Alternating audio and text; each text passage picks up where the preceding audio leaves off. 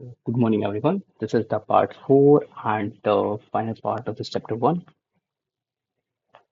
तो शुरू करते हैं। लास्ट टाइम हमने केवल यहाँ तक पढ़ लिया था, द सोलर इक्लिप्स तक। तो अभी हम उसके आगे से पढ़ना थोड़ा स्टार्ट करेंगे, समझेंगे चीज़ों को, ठीक है?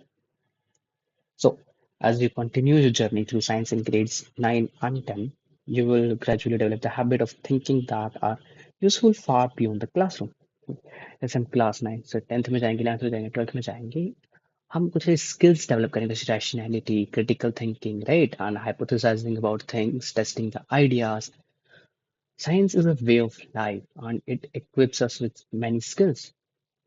तो हाँ, जो केवल क्लासरूम तक ही नहीं बल्कि बाकी जीवन में भी हमारे साथ आएंगी, हमारी यूजफुल होंगी. A helpful strategy is to first understand the situation being studied, then identify the quantities that matter, and finally make a rough estimate to check whether an answer makes sense. तो एक कोई अच्छी strategy क्या होती है, right? पहले हमें situation को समझना पड़ेगा, सिचुएशन कैसी है, सही है, गलत है, राइट?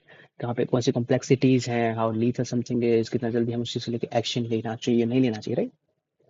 तो हम पहले सिचुएशन को स्टडी करना सीखते हैं, ठीक है? अगर हमको स्ट्रेटजी बनाते हैं, हम सबसे पहले सिचुएशन को समझते हैं. जैसे कि हमारे बोर्ड्स के एग्जाम आने वाले हैं, जैसे कि अगले महीने मेरे बोर्ड्स के एग्जाम है, मैंने कुछ नहीं पढ़ा है. तो यस, हमने पहले सिचुएशन देखी, मैंने कुछ नहीं पढ़ा है, अगले महीने से मेरे बोर्ड्स के एग्जाम है. तो ऑफ कोर्स मुझे ग्रेविटी उस चीज़ की पता चल गई कि मुझे पढ़ना पड़ेगा, मेरे पास एक महीना है, मुझे पूरा सिलेबस कवर करना है और रिवीजन करनी है multiples. So we have to understand the situation first. Yes. Then we have to identify the quantities that matter. हमें वो चीज़ें आइडेंटिफाई करनी पड़ेंगी जो मैटर करती हैं. लेट्स से कि मुझे पता चला कि मेरी बायोलॉजी थोड़ी वीक है, तो मेरी बायोलॉजी में थोड़ा एक्स्ट्रा एफर्ट्स डालूंगा, राइट? मुझे केवल एक चैप्टर नहीं पढ़ना है, मुझे 13 चैप्टर है, लेट्स से कि 9th क्लास में 13 के 13 पढ़ने हैं और जैसे उनको समझना है. जो मेरे वीक हैं चैप्टर्स, उनको थोड़ा और डिटेल में पढ़ना है, अदर रिसोर्सेज से पढ़ना है, राइट? हमने क्वांटिटीज को मेजर किया जो मैटर करती हैं, right? Finally make a rough estimate to check whether an answer makes sense और नॉट. नाउ हमने एस्टिमेट किया कि भाई let's say we have 13 chapters, हर दिन मैं एक चैप्टर पढ़ूंगा, 13 दिन में चैप्टर खत्म, ठीक है? 2 दिन एक्स्ट्रा उसके लिए रखूंगा जब तक मेरे वीक हैं, ठीक है? तो हाँ, आधे महीने में मेरा सिलेबस खत्म. उसके अलावा फिर 10 दिन मैं रिवीजन करूंगा, अच्छे से अच्छी सारी प्रॉब्लम सोल्व करूंगा, जो क्वेश्चन सब कुछ. लास्ट के 5 दिन मैं पूरा रिवीजन करूंगा, राइट? नाउ हमने जो एस्टिमेट किया है हम उसको अभी चेक करेंगे, राइट? कि हमने जो स्ट्रेटजी बनाई है वेदर इट मेक सेंस और नॉट. हमें पता चला कि हमसे चैप्टर हो ही नहीं रहा एक दिन में एक, we have to make some changes, right? मुझे एक चैप्टर करने में 1.5 दिन लग जा रहा है या 2 दिन लग जा रहा है, किसी इंसान किसी बच्चे को 3-3 दिन लग जाते हैं. तो उसी हिसाब से हम अपनी स्ट्रेटजीज को, हमारी प्रेडिक्शंस को थोड़ा मॉडिफाई करते हैं, right? The exact values are not always necessary, especially in the early stages of reasoning. हाँ, हमें exact values नहीं चाहिए होती, बट कुछ जगह पे हमें exact value भी चाहिए होती है, right? Now let me give this example. चलो हमारे पास यहाँ पे सिचुएशन थोड़ी सीरियस थी, right? ये हमारे पास केवल एक महीना बचा है पढ़ने के लिए. लेट्स से कि अभी हमारे पास 10 महीने 10 मंथ्स है, ठीक है? अभी लेट्स से कि हमारा जून चल रहा है, मार्च में पेपर होंगे, हमारे पास 9 से 10 महीने हैं. तब सोचते हैं कि अगर हम एक महीने में ना 1 से 1.5 चैप्टर कंप्लीट कर लें अच्छे से, तो by the let's say before exams we will be good to go, right? We'll be good to go, will we?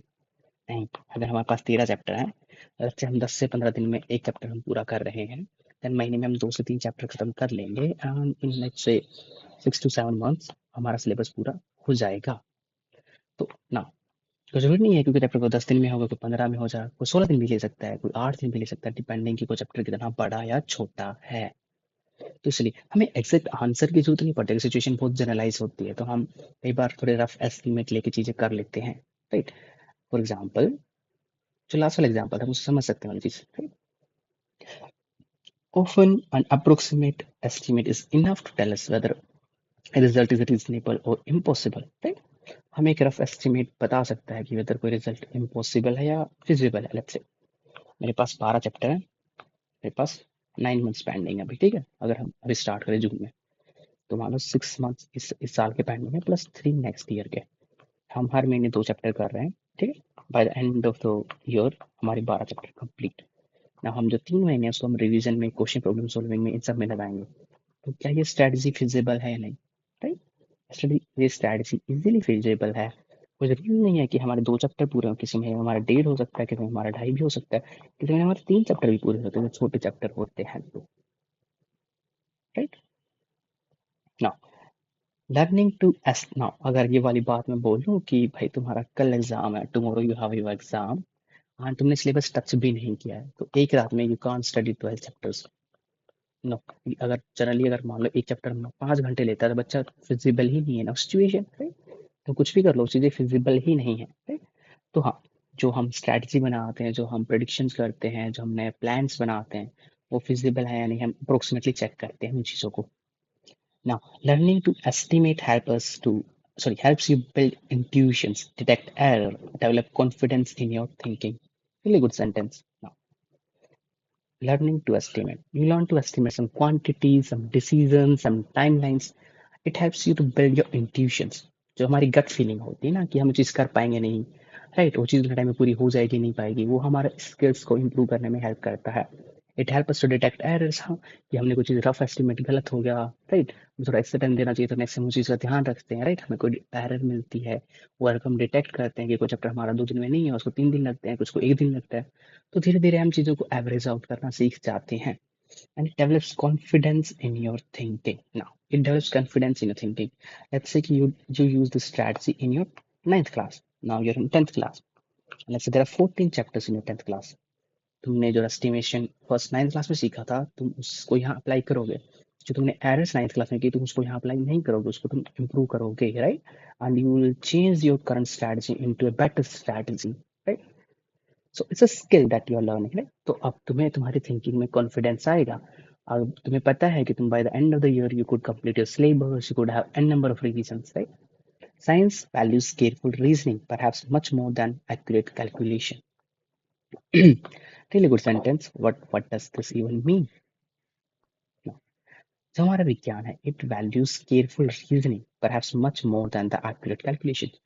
हमें एक्यूरेट कैलकुलेशन नहीं चाहिए कि मुझे बताओ कि तुम्हें एक चैप्टर जो किया उसको करने में तुम्हें 10 घंटे लगे, 11 घंटे लगे, 10 दिन लगे, 11 दिन, कोई जरूरी नहीं है। हमने एस्टिमेट कर लिया कि एक चैप्टर को मैं 15 दिन दे रहा हूँ, ठीक है, एंड अगर अगर तुम स्ट्रेटजी फॉलो करते हो, then in 6 months you will be able to complete your 12 chapters completely, right? Your reasoning is here that in 6 months you have to complete your syllabus completely. Now, कुछ chapter तुम्हारे 10 दिन ले सकते हैं, कुछ 20 भी ले सकते हैं, राइट। तुम चल रहे हो कि एक महीने में तुम एटलीस्ट 2 चैप्टर करोगे। I think that reasoning is much more valuable than the time that is taking you, the days it's taking you, right? Now, this was it. It's a very good sentence actually. I hope you understood it.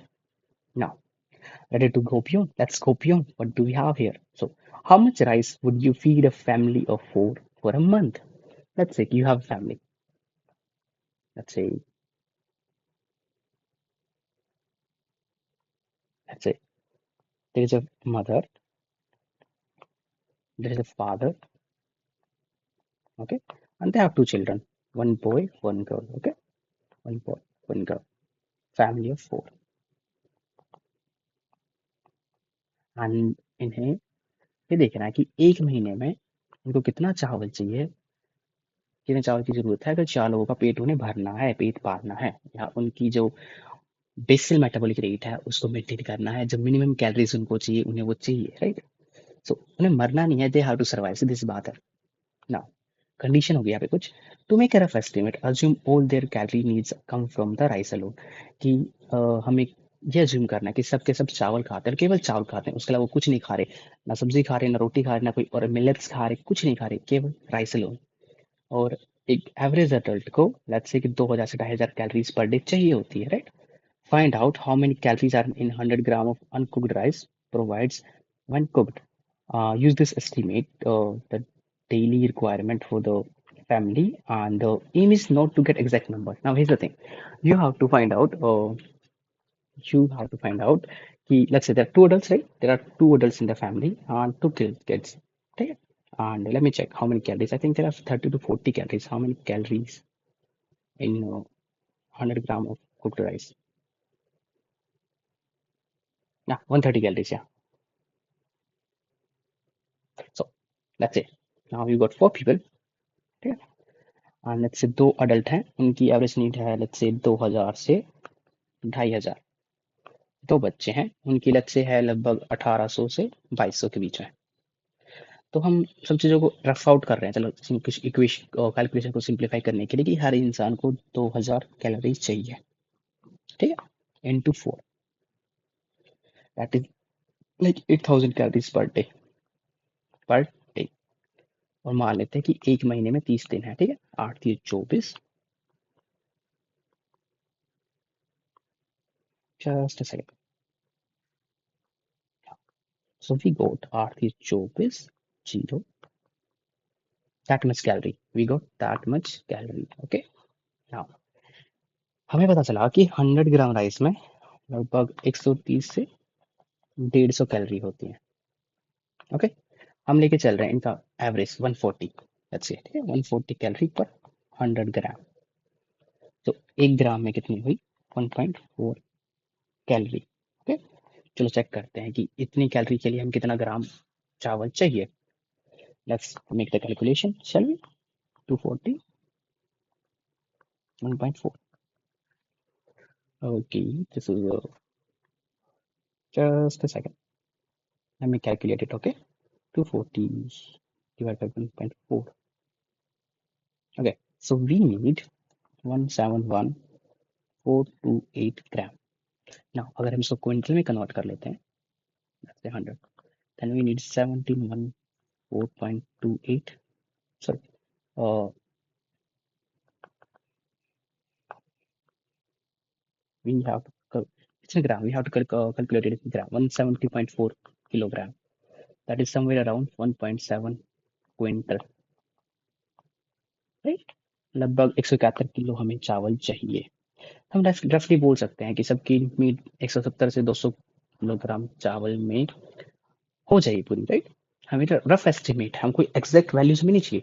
पता चला कि कोई बच्चा है वो athlete है, उसको ज़्यादा कैलोरी चाहिए। पता चला कि जो मदर है वो प्रेग्नेंट है, उसको एक्स्ट्रा कैलोरी चाहिए। पता चला कि पापा की तबीयत खराब है तो उनको कम कैलोरी चाहिए, बट हमने एक रफ एस्टिमेट किया है उन चीज़ों को, ठीक है। So how many calories are per 100 gram of uncooked rice when it is cooked, it's from 130 to 150, you can write, okay, calorie. So it's calorie, it's kilocalorie by the way.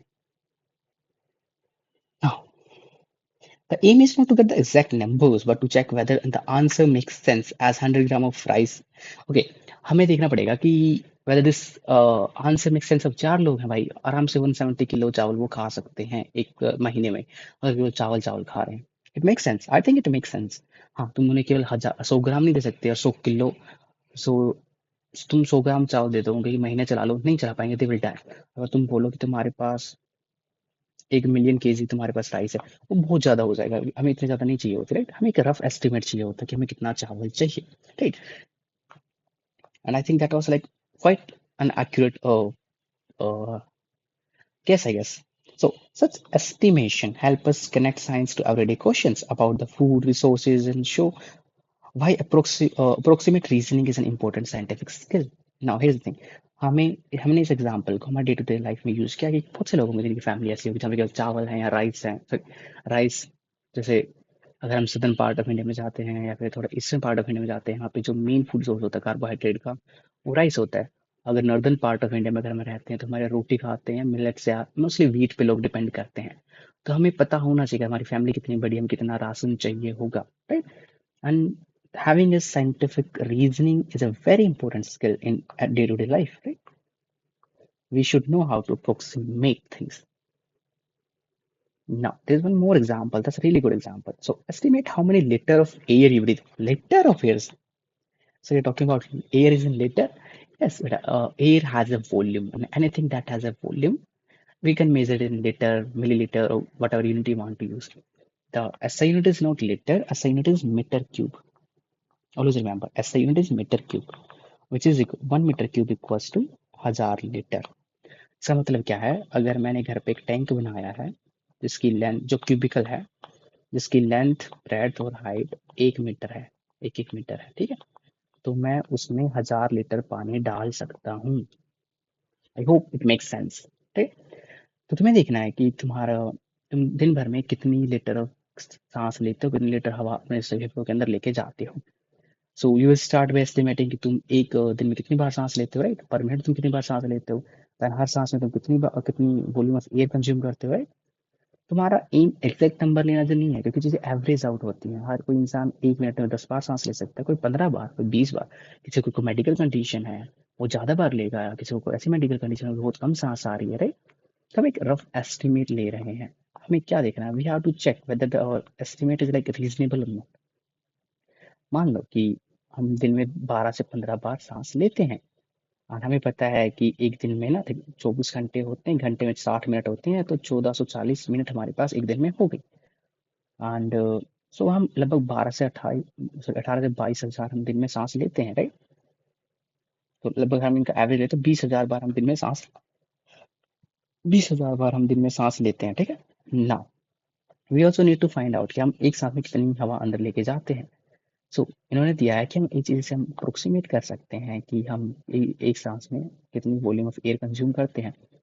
सो हमें पता है कि टिपिकल हम जो birthday balloon लेके आते हैं, उसको भरने के लिए हमें 4 से 5 ब्रेथ लग जाती हैं, राइट। राइट, वह जो फूल जाता है, जब पूरा खुला हुआ होता है, तो उसमें लगभग 2 से 2.5 लीटर हवा होती है।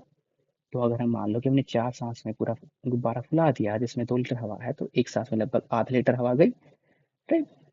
अगर आधा लीटर गई है, हमने दिन में 20 हजार बार सांस ली, तो हमने कितने लीटर सांस लिया? 10 हजार लीटर। आई मीन सिर्फ 10 हजार लीटर। घर में लोगे जो ओवर हेड टंकी होती है 5 हजार लीटर 10 हजार लीटर की होती है, तो उसमें इतनी हवा होती है, हमने इतनी सांस ले ली है। वो वाटर है, please remember this, that's water. Now it is hard to see if this estimate is reasonable और नॉट। हमें नहीं पता एस्टिमेट सही है या नहीं, but we have to check, right. We have to check whether this is reasonable और not. For example, हम बलून वाले एग्जांपल पे भी वापस से आते हैं। One could blow up a balloon in about 20 second. एक इंसान 20 सेकंड में एक गुब्बारा फुला लेता है आराम से। एंड अगर हम 3 गुब्बारे 1 मिनट में भरते हैं, राइट, एंड देन हमें पता है कि एक गुब्बारे में 2 लीटर है, ठीक है। 1 घंटे 3 गुब्बारे हैं, दिन में 1440 मिनट होते हैं। तो लगभग हमारा एस्टिमेट आता है 8640 litre, 8640 liters of air, which is like kind of like approximate somewhere around 10,000 liters. So we can say that जो हमने estimate दिया था कि in a day we breathe somewhere around 10,000 liter of air, right? Naturally, we get extreme. Of course, we can't keep on blowing the balloons every minute because our lungs has a capacity, our mouth they will be sore.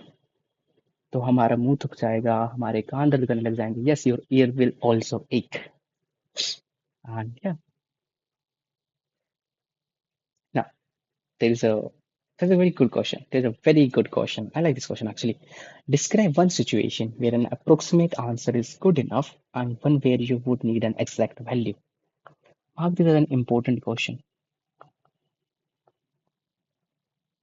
कि तुम्हें एक ऐसी situation बतानी है जहां पर जो rough estimate idea है, रफ एस्टिमेट है, कोई अप्रोक्सीमेट आंसर है, वो ठीक है। एंड एक ऐसी सिचुएशन बतानी है जहां पे एक एग्जैक्ट आंसर तुम्हें चाहिए, वहां पे अप्रोक्सीमेशन का चांस नहीं है, यू नीड एग्जैक्ट वैल्यूज। चलो, let me give an example. Okay, let me give an example. जो हमारा पहले राइस वाला एग्जांपल था, ठीक है, एग्जांपल। तो let's say there's a girl, her name is what should we name her? Anita. So Anita. So this is Anita. Okay. So she's from this family of four. Okay. So they are only eating rice. So Anita told me that she had 3 to 4 spoon of rice these so in the morning. Spoon of rice in the morning. Okay. So I asked her कि what do you think, like how, I don't understand, मुझे नहीं पता कि कितनी बड़ी चम्मच थी, छोटी चम्मच थी। तो मैंने से पूछा, Anita could you tell me कि कितना ग्राम तुमने चावल खाया होगा सुबह? मैं I was going to count her calories, right, उसने कितना चावल खाया है, नहीं खाया है, whether she's hungry or not. Okay. So she told me that she had somewhere around 150 से 200 ग्राम। तो उसने बोला कि उसने लगभग 150 से 200 ग्राम चावल खाया है। यहाँ पे एस्टिमेट चल जाता है, राइट, वेरी सिंपल थिंग। दिन में मैंने पूछता हूँ कि मैंने 4-5 रोटी खाई है, let's say, तो मुझे उसमें कितनी ग्राम वजन कितना होगा उस चीज का? तुम बोल दोगे लगभग 100-150 ग्राम होगा। अगर छोटी चपाती है, बड़ी तुम 200-300 बोल दोगे। तो चीज इतनी मैटर नहीं करती, right. But now Anita has a brother whose name is Ankur. So he got sick, वो बीमार हो गया, एंड उसको फीवर हो गया, ठीक है, अभी फीवर। तो उसे मम्मी पापा उसको डॉक्टर के पास लेके गए। डॉक्टर ने बोला कि हमें पीसीएम, पैरासीटामोल जो मेडिसिन होती है, and just give him 500 milligram dose a day। कि उनको हमने दवाई दी थी जिसमें 500 mg की जो हमारी बीस में पैरासीटामोल आती है उसकी केवल एक दवाई देना जिसको फीवर हो रात को, बस। इससे ज्यादा मत देना। कि अंकुर अभी छोटा बच्चा है, अंकुर अभी मान लो कि 6-7 साल का बच्चा होगा अभी, ठीक है। हेयर थिंग, डॉक्टर ने बोला केवल एक टैबलेट देना जिसमें केवल 500 मिलीग्राम पैरासीटामोल है, मतलब 1 ग्राम का भी आधा है वो, और एक दिन में एक ही दवाई देनी है। तो यहाँ पे हमारे पास एग्जैक्ट वैल्यू है बेटा, यहाँ पे हमारे पास अप्रोक्सीमेट वैल्यू है। So there is a difference, now you understand. I think this example is good enough to explain. Now चलो एक और एग्जांपल देता हूँ कि 4 लड़के हैं, या 4 बॉयज, 4 बॉयज, वो अपने स्कूल के बाहर खड़े हैं, उनकी छुट्टी हो चुकी है स्कूल की, and they want to race till their village. Okay, so let's say the boys A, B, C, D, they have a discussion that they can cover the distance. Somebody saying in 5 minutes, somebody saying 6 minutes, somebody saying like in 7 minutes, somebody saying in 5.5. Right?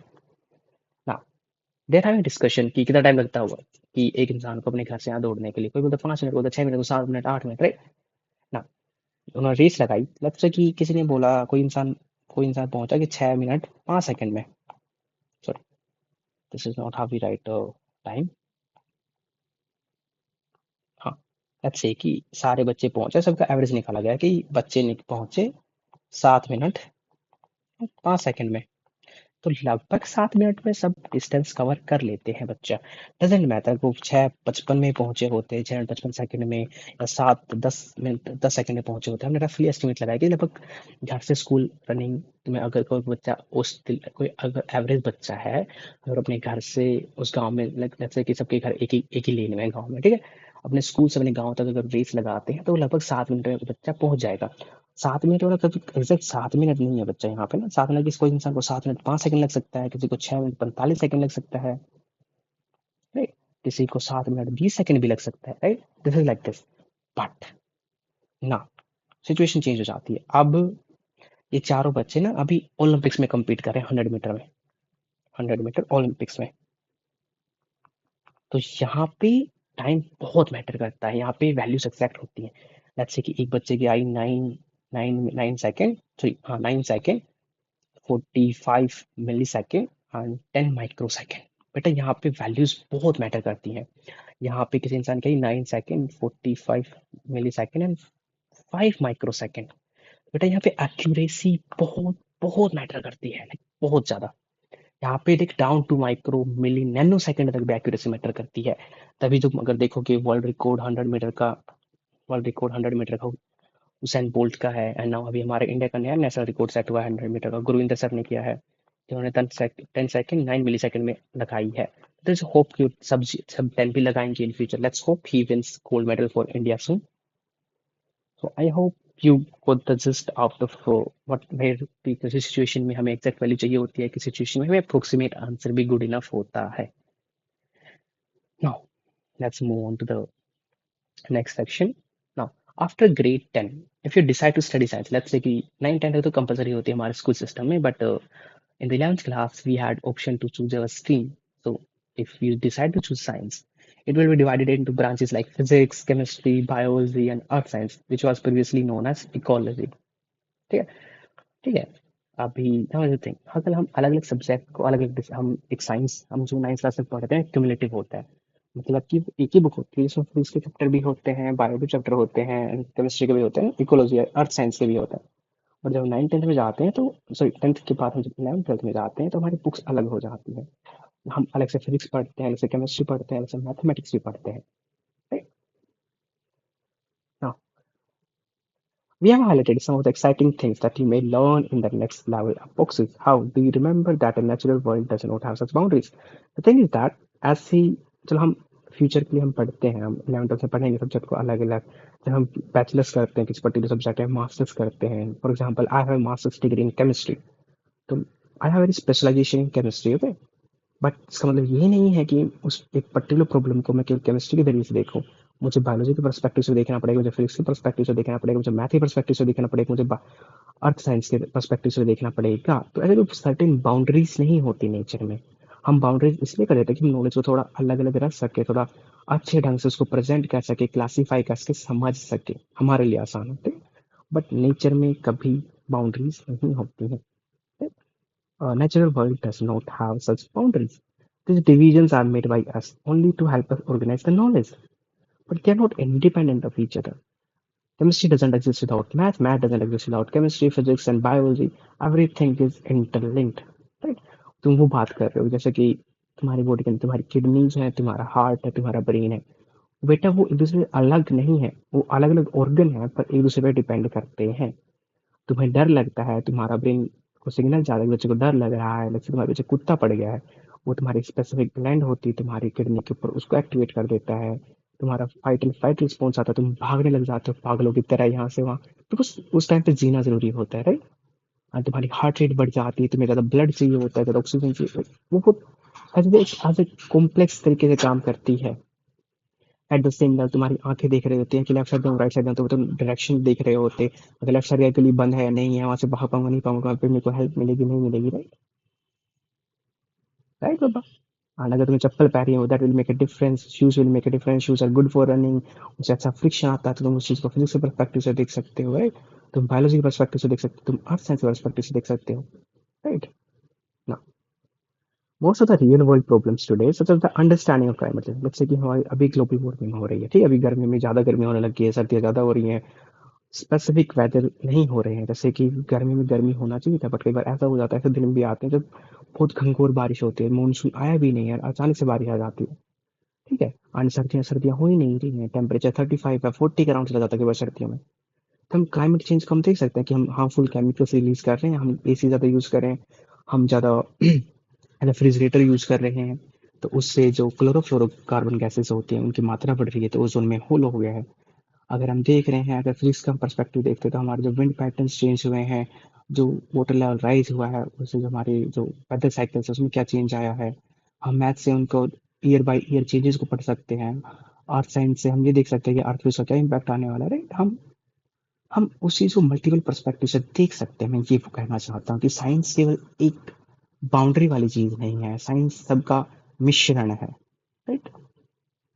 So developing medicine, design sustainable technology requires idea from several disciplines together. Science also connects naturally with mathematics, psychology, art, social science, right? जैसे कि अगर तुम जाओगे राजस्थान में, तुम देखोगे कि राजस्थान में घर होते हैं, उन पे चूना का घोल लगाया जाता है, ठीक है, उन पे हमारे यहाँ कड़ी बोलते हैं उस चीज़ को, ठीक है, तो हमें वही लगाते हैं। वो कल्चरल थिंग है, बट उसका साइंटिफिक रीजन है कि वाइट कलर लाइट को रिफ्लेक्ट करता है, घर ज़्यादा गर्म नहीं होते।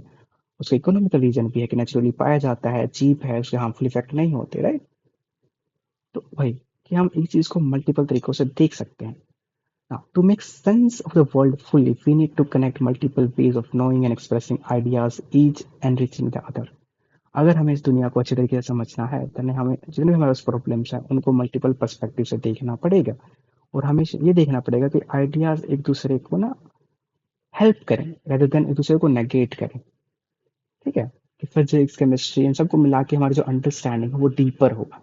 ऐसे ही ना हो कि हमारी अंडरस्टैंडिंग खराब से खराब होती जा रही है, नहीं, हमें मल्टीपल पर्सपेक्टिव चाहिए होते हैं उस चीज़ को गहराई से समझने के लिए। Now, let's pause and ponder in this section. Choose a real life object, maybe pressure cooker or mobile phone, or a problem, maybe a traffic jam near school. Make sketch listing what kind of ideas from physics, chemistry, biology, earth science, or mathematics are involved. So how at least two branches of science connect with the example. Let's say हम पहला example ले लेते हैं ना, pressure cooker, कि कैसे pressure cooker तुम्हारा different branch of science को जोड़ता है। फिजिक्स, पहले फिजिक्स की बात करते हैं। जैसे प्रेशर इंक्रीज होता है बाबा, जब प्रेशर इंक्रीज होता है, ठीक है, पहली चीज प्रेशर है, हाई प्रेशर तो बॉइलिंग पॉइंट डिक्रीज हो जाएगा, ठीक है, बॉइलिंग पॉइंट डिक्रीज हो जाएगा, तो प्रेशर कुकर में खाना आसानी से पक जाता है, कम फ्यूल में पकता है ना, फ्यूल कम यूज हो रहा है। फ्यूल कौन सा यूज करते हैं, एलपीजी, जो हमारा फोसिल फ्यूल है, तो लिमिटेड है हमारा अर्थ के अंदर, ठीक है। अगर हम इसकी बचत कर पा रहे हैं तो बाकी आने वाली जनरेशन इसको यूज कर पाएगी, राइट। ना मैथमेटिक्स, हमने जो प्रेशर कुकर यूज किया है उसका एरिया और वॉल्यूम क्या है ना, और उसमें एयर वेंट आउट कैसे हो रही है, हॉट एयर गैस, ठीक है, वो जो स्टीम बन जा रही पानी की, वो वेंट आउट कैसे हो रही है। We have to learn all this, ठीक है। हमने प्रेशर कुकर को फिजिक्स से जोड़ दिया, हमने उसको अर्थ साइंस से जोड़ दिया, उसको मैथ से जोड़ दिया, केमिस्ट्री की हम बात कर सकते हैं, राइट? कि जो खाना अगर पक रहा है तो जो कार्बोहाइड्रेट्स है, जो स्टार्च है, जो कॉम्प्लेक्स शुगर है, कैसे ब्रेक डाउन हो रही है, जो प्रेशर इंक्रीज हो रहा है, टेम्परेचर इंक्रीज हो रहा है, लाइक दैट। हम मोबाइल फोन को देख सकते हैं, मोबाइल फोन की जो चिप्स होती हैं, बैटरीज होती हैं, वो केमिकल रिएक्शन से काम करती हैं। अर्थ साइंस से रिलेटेड है। Mobile phone electronic mobile phone लोग मैक्सिमम 4-5 साल यूज करते हैं, तो फेंका ही जाता है। मैक्सिमम मोबाइल फोन वो नहीं होते, क्या बोलते हैं, हम रिसाइकिल नहीं कर सकते। तो ई वेस्ट की तरह अर्थ में बस स्टोर है।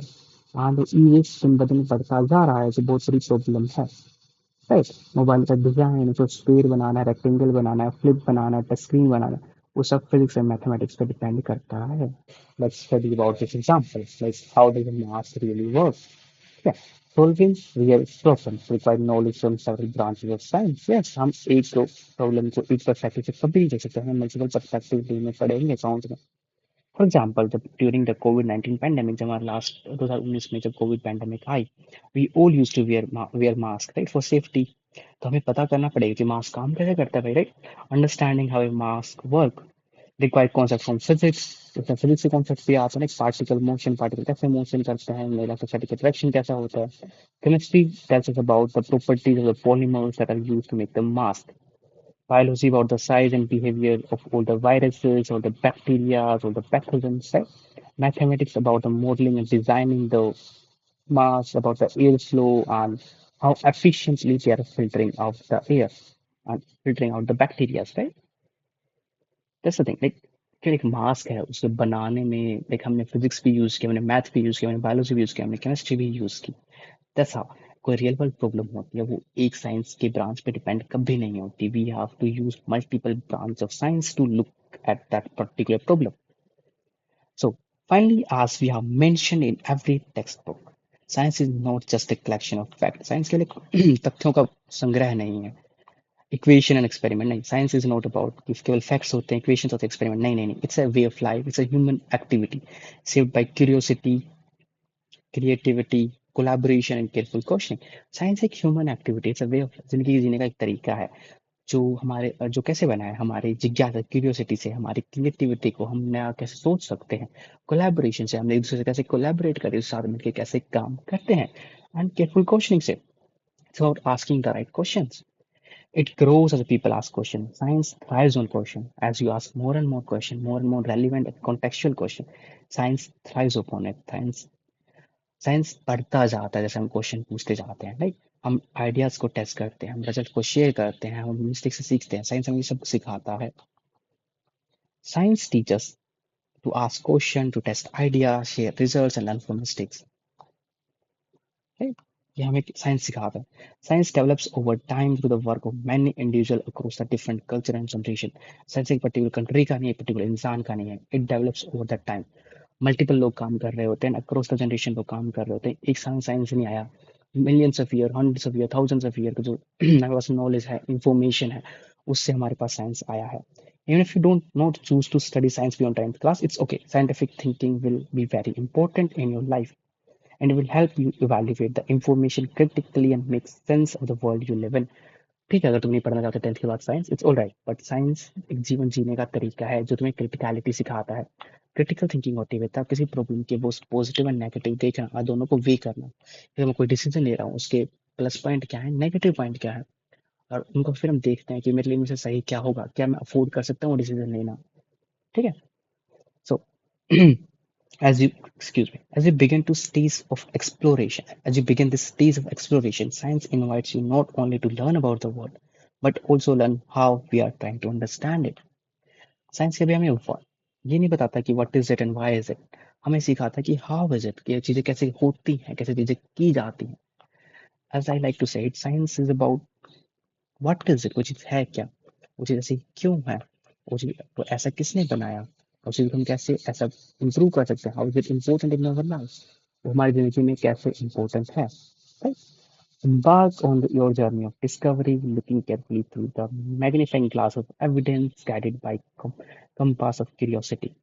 So the आखिरी लाइन है, embark on your journey of discovery. चलो खोज पर निकल जाते हैं हम सब, looking carefully through the magnifying glass of evidence. Science हमें एविडेंस ढूंढना सिखाता है, guided by its guide compass of curiosity. अगर हम as a person of science, as an individual science, अगर हम साइंस पढ़ना है, we have to look for the evidences and we have to be curious about the problems, about the phenomena.